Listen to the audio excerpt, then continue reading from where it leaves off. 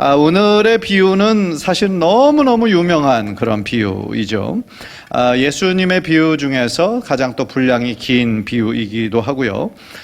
저명한 그 비유만 연구하는 학자가, 제레미야스라고 하는 학자가 이 비유가 있는 누가복음 15장을 누가복음의 심장이다라고 이야기를 했어요. 누가복음 15장에 그 세 가지의 비유가 이렇게 나오거든요. 그게 뭐냐면 잃은 양의 비유가 먼저 나오고, 그 다음에 잃은 동전, 드라크마의 비유가 나오고, 세 번째로는 이 탕자의 비유라고 알려져 있는 그 비유가 세 개가 연속해서 나와요. 이 세 가지 비유의 공통된 주제가 나옵니다. 그게 뭐냐면 잃어버리는 것이고, 다시 찾는 것이고, 다시 찾을 때 기쁨이 있다라는 그 세 가지가 이 세 가지 비유 이야기에 다 공통적으로 들어가 있어요.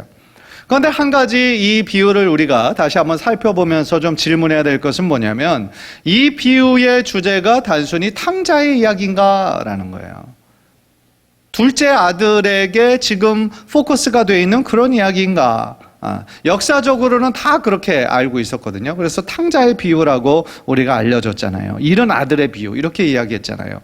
그런데 이 비유에는요, 여러분들도 우리가 읽었던 부분에도 나오는 것처럼 작은 아들의 이야기만 나오는 것이 아니라 큰 아들의 이야기도 제법 많은 분량이 뒷부분에 나옵니다.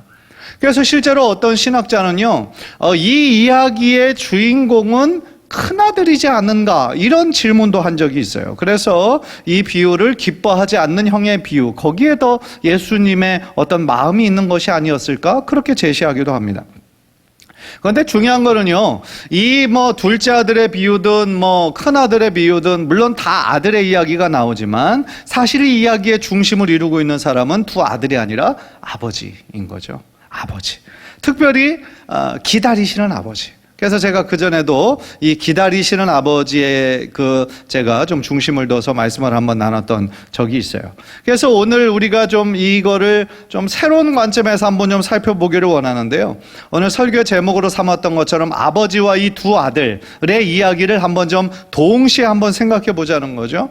그래서 우리가 지금까지 생각해 보지 못했던 것들 한번 좀 생각해 보고 은혜 받는 귀한 시간이 되시기를 주님의 이름으로 간절히 축원합니다.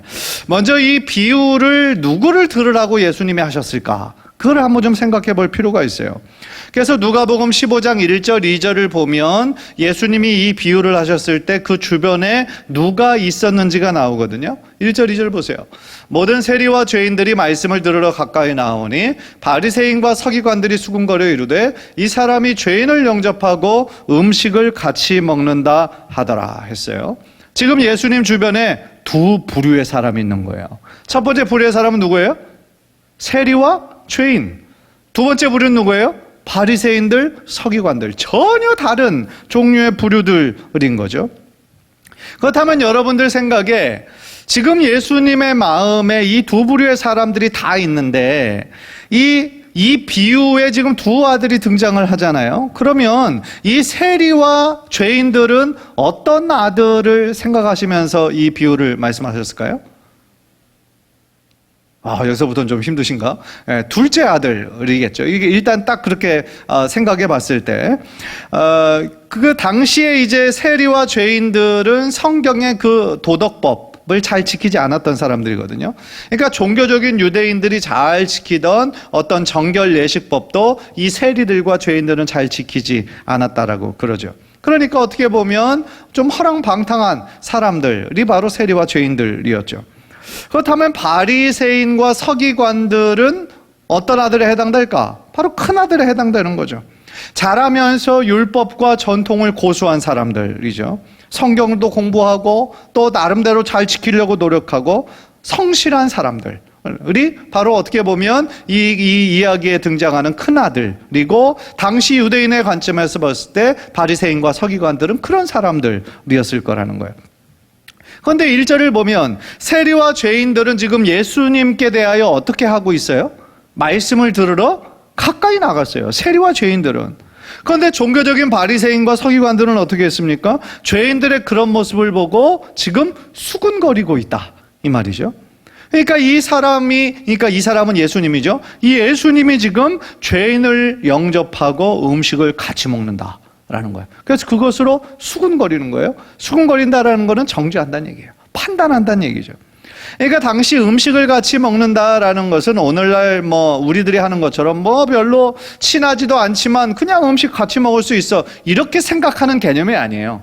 당시 음식을 같이 먹는다라는 것은 어떤 개념이냐? 상대방을 전적으로 수용하고 받아들인다라는 의미가 있어요. 식탁을 같이 한다라는 것은 이 사람과 나하고 같은 부류다라는 의미가 있다라는 거죠. 그래서 바리새인과 서기관들이 볼 때 예수님 주변에 누가 많아요, 지금? 죄인들이 많아요. 그러니까 예수님을 지금 고운 눈으로 바라볼 수가 없는 거죠. 예수님이 지금 저들을, 죄를 정죄하고 저희들을 가르치는 것이 아니라 죄인들과 함께 먹고 마시고 놀고 그런 사람으로 지금 예수님을 매도하고 있었다라는 거죠. 그래서 지금 예수님 주변에 이 두 가지 부류의 사람들이 있는 것을 예수님이 아시고 누가복음 15장에서 연속적인 그 세 가지의 비유를 지금 쭉 말씀하셨다라는 거죠. 그래서 두 아들의 비유의 제일 마지막은 어떻게 끝나냐 하면 큰 아들에게, 잔치에 참여하지 않는 큰 아들에게 들어가서 우리 좀 같이 들어가자 권면하는 것으로 끝이 나요, 이 이야기는. 그런데 큰 아들이 그러면 잔치 그 자리에 들어왔나요, 안 들어왔나요?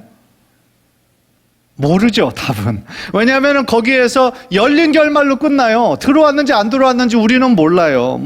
들어왔으면 좋겠지만 어떻게 선택했는지 그거는 나와 있지 않죠. 따라서 이 이야기를요, 그 뉴욕 리디머 교회의 그 팀 켈러 목사님이라는 유명한 목사님이 계신데, 이 목사님이 이제 이 두 아들의 비유, 이 책을 탕부 하나님, 이런 책으로 해서 제가 그거를 아주 감명 깊게 읽었는데요. 여기서 이제 그 목사님이 뭐라고 얘기하냐면, 이 이야기의 어떤 핵심 주인공은 둘째 아들처럼 제멋대로 사는 죄인들이 아니라 매사에 성경의 규정대로 행하는 종교적인 사람들일 것이다 라고 예상을 했어요. 다시 말하면 예수님이 이 이야기를 통하여 설득시키고 싶은 대상은요, 부도덕한 이 둘째 아들과 같은 사람이 아니라 매사에 도덕적으로 보이는 내부인이었을 거다라는 거예요. 그래서 이 팀 켈러 목사님은요, 이 이야기에서 초점은 둘째 아들에만 있는 것이 아니라 사실은 큰 아들도 잃어버린 아들이었다는 거예요. 큰아들은 겉모습으로 보기에는 함께 집에 있고 모범적인 아들이었을 것처럼 생각됐지만 사실은 큰아들도 역시나 잃어버린 아들이었다라는 거죠. 그래서요, 오늘의 이야기는 세상에서 방황하고 정말 나중에 돌아오는 죄인들에게만 해당되는 이야기가 아니라 사실은 오늘날 우리들에게도 해당되는 이야기다라는 거죠. 그렇다면 먼저 이 비유에서 대다수의 많은 부분을 차지하고 있는, 우리들이 전통적으로 알고 있는 이 둘째 아들과 아버지의 이야기를 좀 우리가 한번 좀 살펴봤으면 좋겠어요. 이 이야기를 보면은요, 이 둘째 아들이 아버지를 떠나면서부터 얼마나 빠른 속도로 몰락하는지를 보여주잖아요. 그래서요, 먼저 아버지께 찾아가서 돌아가시지도 않았는데 자기에게 재산을 달라고 이야기를 합니다. 그리고 재산의 처분권까지 얻어서 재산을 빨리 정리한 다음에 아버지의 영향력이 미치지 않는 외국으로 가요. 이방 땅으로 갔다라는 얘기죠. 그래서 그곳에서 어떻게 합니까? 재산을 잘 관리하지 않죠. 완전히 그냥 방탕하게 지내면서 그 모든 재산을 다 탕진하고 맙니다. 그러면서 그 나라에 하필 흉년까지 닥치고요, 가진 돈이 없어 극심한 굶주림에 처해지게 되죠. 그래서 먹고 살기 위해서 누구를 찾아갑니까? 이방인 돼지 치는 집에 찾아가죠. 돼지는 유대인들이 어떻게 하는 짐승이에요? 혐오하는 짐승입니다. 돼지는 먹지 않아요. 혐오하는 짐승이에요. 그래서 돼지를 치는 그 직업은 유대인들이 혐오하는 직업입니다. 그런데 상황이 더 악화되는 거죠. 아무리 돼지 치기를 했어도 자신의 배는 여전히 배고픈 거예요. 그러니까 돼지가 먹는 열매까지 뺏어 먹을 정도로 완전히 비참한 상황까지 떨어지는 거죠. 그런데 여기서 하나 궁금해지는 거는, 왜 그렇게 먹을 것이 하나도 없을 정도로 가난해졌는데 왜 동료 유대인들을 찾지 않았을까? 라는 질문이 생기는 거죠. 왜냐하면 그 당시에, 예수님 그 당시에 약 400만 명에 가까운 디아스포라 유대인들이 닥쳐서 이방 나라에 다 있었다라고 얘기를 하거든요. 그러니까 이방 나라에 유대인들이 있다고 할지라도 그들은 유대인의 법을 지키는 사람이거든요. 그래서 나그네나 힘들어하는 사람들을 돕는 그러한 법을 다 가지고 있었거든요. 그렇다면 둘째 아들이 지금 먹을 것이 하나도 없는 완전 재정적으로 파탄이 난 상태에서 동료 유대인을 찾으면 최소한의 먹을 거는 해결할 수 있었을 거라는 거죠. 그런데 유대인들을 찾아가지 않고 오히려 유대인들의 관점에서 볼 때 완전히 혐오하는 돼지를 치는 이방인들의 집에 찾아간 이유가 무엇이냐는 거죠. 그 이야기는요, 이 사람이 둘째 아들이 일부러 유대인을 찾지 않았다라는 거죠. 그 유대 나라와 유대 법과 하나님 나라의 그런 것들을 벗어나기 위해서 일부러 이방 나라로 간 것이었고, 유대인의 관점에서 볼 때 완전히 해서는 안 될 것들을 다 하며 살았던 거죠. 그래서 이방인의 부도덕한 삶을 살았죠. 창녀들과 가까이 했죠. 그리고 방탕한 생활을 했죠. 그러니까 하나님으로부터 완전히 관계없는 삶을 사는 것이죠. 그래서 18절에 그 고백을 보면은 내가 일어나 아버지께 가서 이르기를 아버지 내가 하늘과 아버지께 죄를 지었사오니, 여기서 하늘이 하나님을 의미하는 거거든요. 내가 하나님과 아버지께 죄를 지었습니다. 그러니까 자신이 하나님을 완전히 떠나 살았고 윤리적으로도 파산했고 종교적으로도 완전히 파산한 사람이다 라고 고백을 한 게 된 거죠. 사실 둘째 아들이 죄는요, 단순히 괘씸하다 그 정도가 아니었어요. 거의 죽어야 할 죄였거든요. 왜냐하면 아버지가 건강하게 살아계시는 동안에 유산을 달라고 하는 것 자체가 당시에 법으로 금지된 거였어요. 그거는 빨리 돌아가세요라는 말하고 똑같은 말이었다라는 것이죠. 그 아버지가 만약에 자발적으로 재산을 물려준다고 할지라도 아버지가 돌아가시기 전에는 그것을 마음대로 처분할 수가 없었던 거예요. 그러니까 재산을 너한테 그래 줄게 라고 약속을 받았어도 실제적으로 아버지가 돌아가시기 전에는 마음대로 처분할 수가 없는 거예요. 그런데 그 물려준 재산을 굉장히 신속하게 처분했다라는 것은 뭐예요? 아마도 많은 손해를 감수하면서까지 신속하게 그거를 처분했다라는 얘기거든요. 그리고 그 둘째 아들은 그 재산들을 모두 다 이방 나라에서 탕진해버리죠. 그것뿐입니까? 이방인의 종이 되잖아요. 그러니까 그 돼지 치는 집에 들어가서 완전히 종으로 살게 되잖아요. 그러니까 동족들을 욕되게 한 거죠. 그리고 율법으로 완전히 그만 돼지까지 치잖아요. 그러니까 하나님 백성으로의 신분까지 어떻게 한 거예요? 포기해버린 거죠. 그래도 이 이야기에서 극적인 포인트는 정말 모든 것들이 다 망가져버린 그 상황 가운데 이 사람이 그래도 생각해낸 게 아버지를 생각해놨다는 거. 그거 하나는 참 잘한 거죠. 그래서 그 스스로 생각할 때에 내 아버지 집에는 최소한 먹을 것은 충분한데 내가 이제 아버지의 아들로서는 내가 정말 면목이 없으니까 그 아버지의 많은 종들의 하나로 내가 들어가야 되겠다라고 이야기를 하죠. 그래서 스스로 아버지의 아들이라 칭함을 받을 어떤 자격도 없음을 스스로 깨닫게 되죠. 그래서 그는 아버지는 너그러우신 분이셨음을 기억하고 아버지께 돌아가겠다 마음을 먹고 돌아가고 있죠. 그런데 돌아가는 길에서도 이 둘째 아들의 마음은 복잡한 거죠. 왜냐하면 자신의 행위가 얼마나 악하고 괘씸한 행위를 너무나 잘 알고 있었기 때문에 혹시나 아버지가 용서해 주지 않으면 어떡하지? 그런 불안함이 있었죠. 그래서 정말 어떻게 될까 두려워하는 마음으로 지금 가는데 어떤 일이 일어납니까? 아버지가 저 멀리서 기다리고 있다가 그 아들에게 뛰어오죠. 그래서 이 이야기를 들으면서 이 예수님의 이 비유를 들으면서 이 청중들도 이 부분에서 굉장히 놀랬을 거라는 거예요. 충격을 받았을 거라는 거예요. 여러분들 20절 한번 보십시오. 20절. 이에 일어나서 아버지께로 돌아가니라. 아직도 거리가 먼데 아버지가 그를 보고 측은히 여겨 달려가 목을 안고 입을 맞추니. 그러니까 당시에요, 유대인들의 관점으로서 아버지의 곁을 이렇게 무례하게 떠난 둘째 아들도 너무 용서받을 수 없는 사람이거든요. 그런데 그런 죄를 많이 진 아들을 돌아오는 것을 이렇게 받아들여준 아버지도 역시 그들이 보기에는 이해할 수 없는 상황이었다라는 거죠. 왜냐하면 당시에 이렇게 둘째 아들처럼 폐륜을 범한 아들, 그리고 엄청난 죄악을 범했다가 다시 돌아온 아들을, 보통 아버지들은 어떻게 되느냐, 그 아들을 훈계해야 되는 거예요. 그리고 그가 했던 잘못에 합당한 벌을 내려야 되는 거예요. 그게 그 당시에 유대의 법이었다는 거죠. 당시 유대인들의 유대인들 사이에는 철저한 공동체로서 살아갔거든요. 따라서 한 가정에 어떤 자녀들이 아버지의 말을 무시해, 그리고 부모의 말에 공개적으로 불순종하는 아들이 있다고 한다면요, 그거는 그 가족의 수치일 뿐만 아니라 그 공동체의 수치가 되는 거예요. 그래서 율법에서는요, 이런 페류나 같은 아들은요, 어떻게 되냐면 성문에서 장로들에게 고발을 하는 거예요. 이런 아들이 있다. 이 아들이 나에게 이렇게 모욕을 줬고 이렇게 불순종했다. 그러니까 장로들이 이거에 대해서 해결해 달라라고 했다라는 거예요. 그리고 그런 아들이 당할 수 있는 최고 높은 형은 사형이었다라는 거예요. 따라서 이 비유를 듣는 사람들은 그 당시에 이 유대의 법이 있는데 그 법과는 너무나 반대로 행하는 이 아버지의 행동을 보고 놀랄 수밖에 없었다라는 거죠. 그리고 그 아버지는 어떻게 합니까? 그 아들이 떠나간 그때부터 그 아들을 기다렸다라는 것이죠.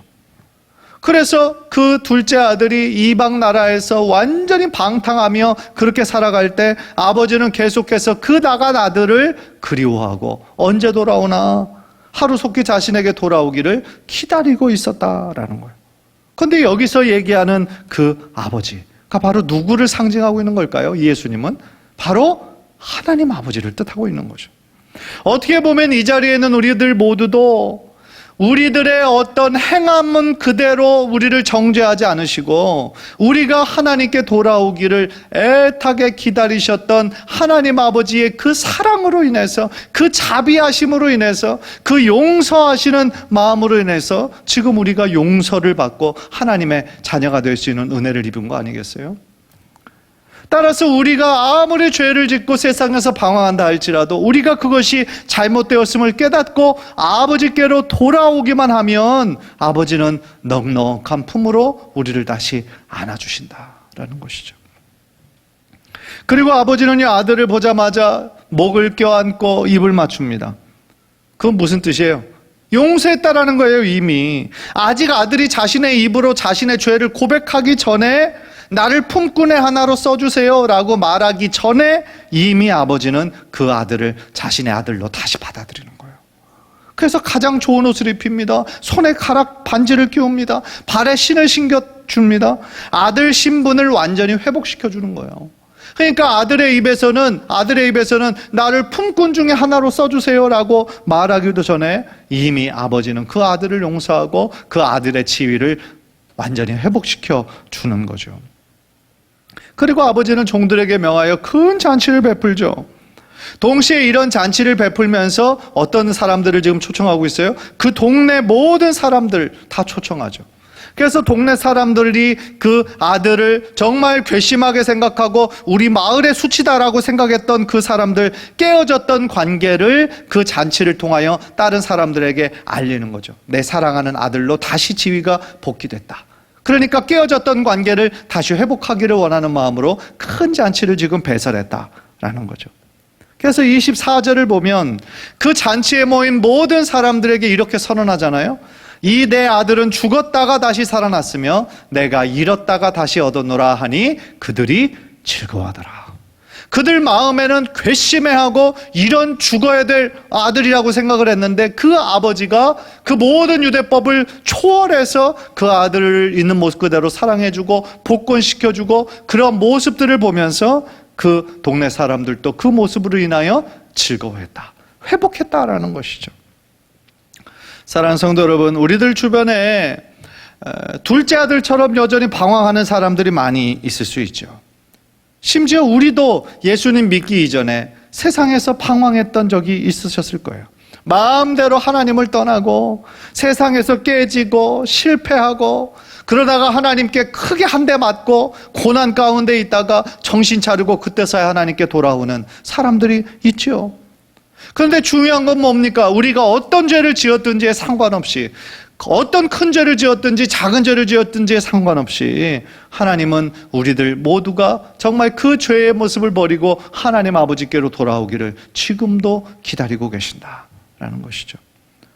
당시의 유대인들은 그 아들, 죄를 범한 아들이 그 죄에 합당한 벌을 받아야 하는 것이 마땅하다라고 생각을 했지만 아버지의 사랑은 그 모든 율법의 모든 법을 뛰어넘은 거죠.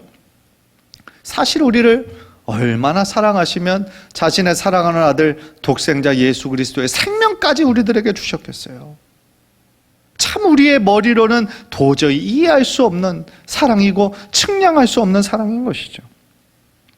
그래서 둘째 아들이 이제 돌아왔습니다. 모든 사람들이 다 기뻐했어요.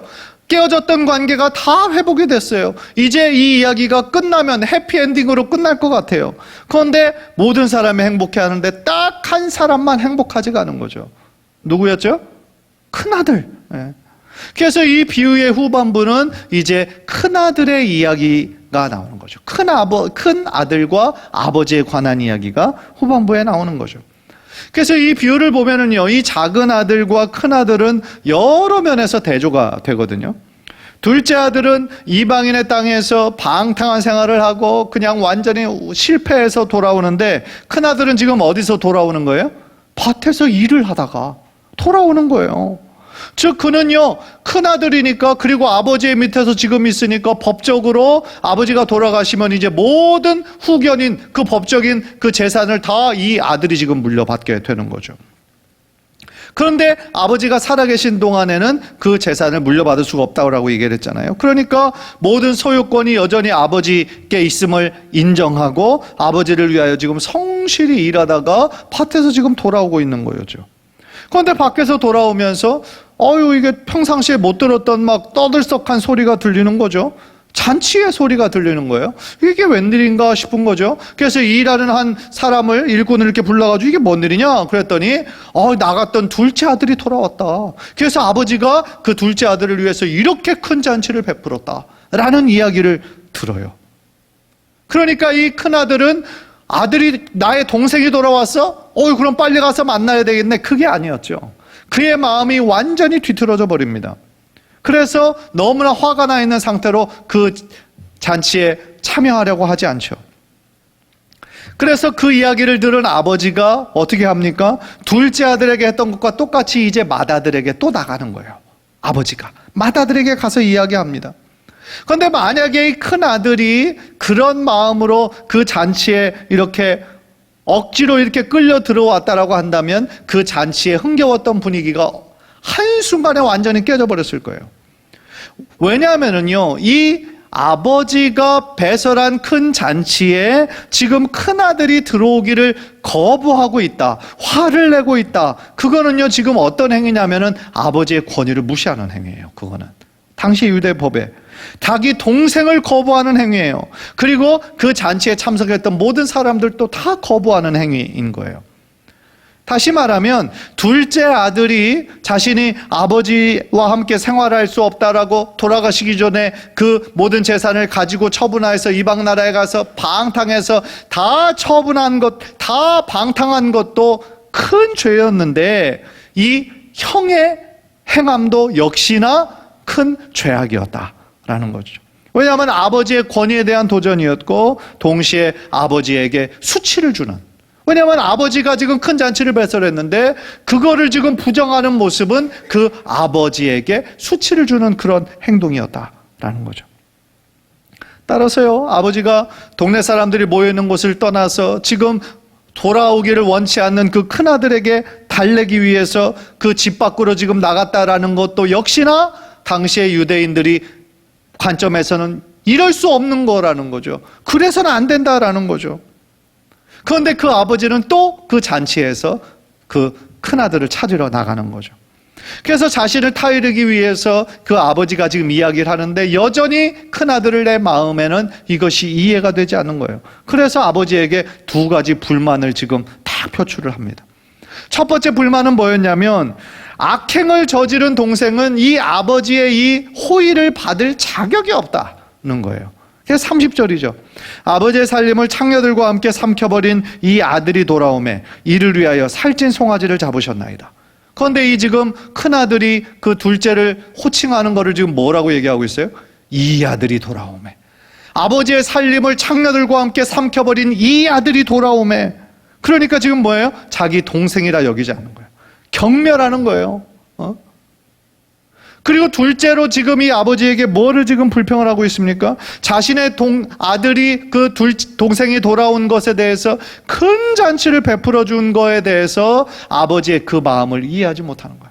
아버지의 사랑의 마음을 이해하지 못하는 거예요. 그래서 29절 보면 아버지께 대답하여 이르되 내가 여러 해 아버지를 섬겨 명을 어김이 없거늘 내게는 염소 새끼라도 주어 나와 내 벗으로 즐기게 하신 일이 없더니. 그러니까 자신은 아버지와 함께 내가 성실히 있었는데 아버지가 언제 나한테 뭐 이거 양새끼라도 줘가지고 뭐 잔치를 해준 적이 있습니까? 그렇게 항변하고 있는 거죠. 그런데요, 이 큰아들이 가지고 있는 오해와 큰 착각이 있었어요. 그게 뭐냐면 여기서 지금 섬기다라는 그 단어가 어떤 단어냐면 마치 노예, 종과 같은 그런 위치에서 사용하는 말이거든요. 그러니까 지금 이 큰아들은 아버지와 아들의 그 사랑의 관계가 아니라 마치 자기가 종인 것처럼 그런 마음으로 종의 정체성을 가지고 살았다라는 거죠. 그러니까 아버지를 사랑의 아버지로 대한 것이 아니라 마치 주인인 것처럼 대했다라는 거예요. 그러니까 이 큰아들은 낮은 자존감을 가지고 있었던 거죠. 낮은 자존감을 가지고 있었고 사랑과 은혜의 개념이 아니라 어떤 피해의식으로 살아왔다라는 것이죠. 다시 말하면 그는 아버지의 그 큰 사랑을 있는 모습 그대로 받아들이지 못한 거예요. 형제를, 자신의 동생을 경쟁자로 인식하고 살았던 거예요. 그래서 돌아온 동생에게는 은혜가 필요한 것이 아니라 하나님의 그 공의가 필요하다라고 지금 주장하고 있었다라는 거죠. 그런데 이런 큰 아들의 오해에, 이 원망에 아버지는 화를 내지 않아요. 화를 내지 않고 그 큰아들을 설득합니다. 31절이죠. 31절. 아버지가 이르되 얘 너는 항상 나와 함께 있으니 내 것이 다 내 것이로다. 무슨 이야기입니까? 너는 내 종이 아니야. 너는 항상 나와 함께 있는 나의 사랑받는 아들이야 라고 얘기를 하는 거죠. 너는 나와 지금까지 항상 함께 있었으니 내 것이 다 내 거야 라고 이야기를 해주는 거죠. 그러니까 다른 어떤 재산보다, 그 어떤 보상보다 내가 항상 너와 함께 있는 것이 너에게 가장 큰 축복이야 라고 그 아들을 설득하는 거죠. 그러니까 내가 항상 너와 함께 있다라는 것은 뭘 얘기하는 거겠어요? 아버지와 아들의 관계인 것을 이 큰아들이 인정하고 받아들이고 깨닫게 되기를 이 아버지는 원했다라는 것이죠. 다시 말하면 아버지가 지금 이 큰아들에게 권면한 내용은 뭡니까? 네가 지금까지는 종의 정체성을 가지고 살았지만 이제는 아들의 정체성을 가지고 살라는 거죠. 종은 주인을 기쁘게 위해서 어떻게 돼요? 노력해야 되죠. 주인을 기쁘게 하려면. 그러나 아들은 아버지를 기쁘게 위해서 노력이 아니라 그냥 아들이라는 이유로 기쁨을 주는 존재인 거잖아요. 뭐 우리 아들, 딸이 꼭 뭐 어떤 훌륭한 일을 해야만 그 부모에게 기쁨이 되는 건 아니죠. 공부를 특별히 잘하지 못해도 나의 아들이고 나의 딸이기 때문에 사랑스러운 거죠. 그게 아버지와 자녀들의 관계가 아니겠습니까? 그리고 32절 보세요. 32절. 이 내 동생은 죽었다가 살아났으며 내가 잃었다가 얻었기로 우리가 즐거워하고 기뻐하는 것이 마땅하다 하니라. 방금 전에 지금 큰아들은 그 동생을 자신의 동생이라고 안 하고 이 아들이라고 경멸했잖아요. 그런데 아버지는 지금 이 표현을 통해서 이 아들이라고 부르지 말아라. 네 동생이다. 너도 네 동생이 돌아온 것으로 인해서 함께 즐거워했으면 좋겠다. 그렇게 지금 사랑으로 권면하고 있다는 거죠. 그러니까 우리는 이 이야기에서요, 이 아버지가 둘째 아들을 대하는 태도, 그리고 큰 아들을 대하는 태도에서 우리는 뭐를 발견합니까? 이 두 아들 중 그 누구도 포기할 수 없고 그 두 아들 모두를 잃어버리지 않으려고 하는 이 아버지의 끈질긴 사랑의 모습을 우리가 발견하게 된다라는 거죠. 그러니까 이 이야기를 듣는 사람들이 지금 유대인들이잖아요. 예수님의 이 비유를 듣는 사람들. 유대인들은 어떤 의식이 있는 사람들이에요? 선민의식이 있는 사람들이죠. 자기들만 하나님의 택한 민족이다. 자기네들만 하나님의 축복을 받아야 된다라고 하는 굉장히 배타적인 의식을 가지고 살았던 사람들이죠. 그러니까 다른 이방인들은 하나님의 은혜에서 제외된 사람. 저 사람은 아브라함의 후손이 아니니까 절대로 구원받아선 안 되는 사람. 그렇게 구분하면서 살았지 않았습니까? 그런데 예수님은 지금 그런 것들을 지적하고 계신 거죠. 오늘 비유의 그 주 대상이었던 바리새인들과 서기관도 늘 죄인 아니면 의인들을 구분하는, 그래서 지금 예수님께서 그의 사역 가운데 늘 아파하는 자, 병 들린 자, 귀신 들린 자, 세리, 창녀들과 그들을 살려내시는 사역을 많이 하셨는데, 그 바리새인과 서기관들의 입장에서 볼 때는 죄인을 가까이 하는 사람은 그 사람도 역시 죄인이다라는 관점에서 예수님을 정죄했던 것 아니겠습니까? 사랑하는 성도 여러분, 이 두 아들의 비유의 이야기를 제가 여러분들과 함께 나눴는데, 여러분은 이 비유를 들으시면서 무엇을 느끼셨습니까? 저는요, 우리 안에 사실은 둘째 아들의 모습도 있고요, 큰아들의 모습도 있다라는 생각이 들어요. 그러니까 우리들이 큰아들의 모습으로 이미 우리가 종교적으로 어떻게 보면 바리새인과 서기관들의 그런 마인드로 살아가고 있을 때가 있다라는 것이죠. 또한 어떻게 보면 하나님을 믿기는 하지만 교회의 어떤 자기가 원치 않은 그런 모습으로 인해서 교회 생활, 신앙생활을 떠나버린 그런 가난한 신자들, 교회를 아예 안 나가고 혼자만 그냥 신앙생활을 하는 그런 사람들도 어떻게 보면 다 큰아들의 모습이라고 할 수 있겠죠. 그러나 우리들 모두 기억해야 될 것은 무엇이겠습니까? 우리 아버지 하나님은 큰아들이든 둘째 아들이든 모두가 다 하나님의 사랑받는 아들이고, 다 자신의 그 죄에서 돌이켜서 회개하고 하나님께 나아오기를 지금도 원하시고 계신다라는 거죠. 간절히 바라기는 우리가 정말 오늘 이 이야기를 통해서 우리가 세상에서 힘들고 지칠 때마다 우리를 늘 기다리고 계시는 넉넉한 아버지의 품으로, 아버지의 은혜의 품이 늘 우리들에게 있다라는 것을 기억하고 다시 한번 새로운 힘과 새로운 소망을 얻으시는, 그래서 우리 있는 자리에서 다시 한번 하나님의 은혜를 붙잡는 우리 귀한 성도님들 모두 되시기를 주님의 이름으로 간절히 축원합니다.